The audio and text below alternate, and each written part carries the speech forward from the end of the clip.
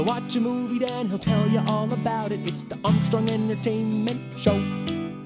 Hello everyone and welcome to Armstrong Entertainment. This is Chad here and I saw the Netflix streaming true crime documentary series Killer Inside the Mind of Aaron Hernandez. Now this is a 3-part series on Netflix streaming about Aaron Hernandez, the NFL player who was maybe involved with a few murders. Now Netflix has been killing it lately with these true crime documentaries, and I am obsessed. Don't F with Cats, Evil Genius, Making a Murderer, The Staircase, The Confessions Killer. I love them all. They are so well done and so good and so binge-worthy. If you are a true crime aficionado fan like me, you are also probably on the same boat, and this niche that Netflix has been creating is such a talking point, and I love it so much. So this is more of a discussion about the series, so I am going to be giving away some details about actually what happens in it in the latter half of this review discussion. So if you don't want to know anything about it, I would suggest watching it right now and coming back to this review. So being obsessed with true crime, I was a little shocked with how little I knew about this case. This case was crazy. After every episode, I just was left scratching in my head thinking, what? Why? It just makes absolutely no sense. It is so pointless and unnecessary, and you just wonder what is going on in this man's mind.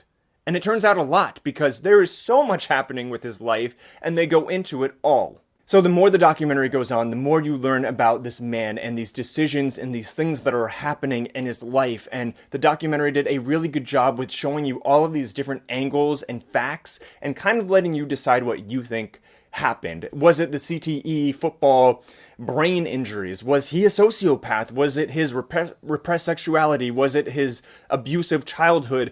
Was it a combination of all of these things? Probably. There's just so many things, and it was just so sad and hard to watch because, again, it was so pointless and unsettling, and it just made absolutely no sense. This guy had so much going for him to lose it all to this hot-headedness and paranoia, and where did that come from? It just does not make sense, and it's just so frustrating to watch. I did appreciate in this documentary how they treated the victims. They gave them as much time as they possibly could. You got to know who these guys were, who were murdered in cold blood, and for no reason at all. Odin Lloyd especially, they really go into his story, and I did appreciate how they gave the victims a voice even though they are not here.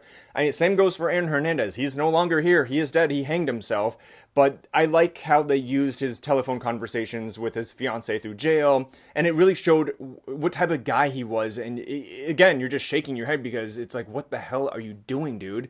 I know this documentary started filming before the second trial, and obviously so much changed after that trial. I thought they did a great job with their interviews, with who they were able to get. I know they tried getting his brother, but he denied, and his mom. Oh, can we talk about the mom for a quick second? I don't want to say hate, but I really did not like the mother. There's just so many people in this that it's so hard to watch and so confusing, but it also kind of makes sense, and it just, again, sad and pointless, and he had so much going for him. It's just so unfortunate for everyone involved. So Netflix nailed it out of the park again with another incredible documentary true crime series. I highly recommend it. It's so interesting, and there's so much more that they probably were not able to get into because of time constraints. But if you have any questions or theories or things you know about this case that were not divulged in the documentary, please leave them in the comments below, and I would love to read them and respond and just talk about this all day long. Please check it out if you're interested. It's called Killer Inside the Mind of Aaron Hernandez, and it is now streaming on Netflix. Until next time. He'll watch a movie, then he'll tell you all about it. It's the Armstrong Entertainment Show.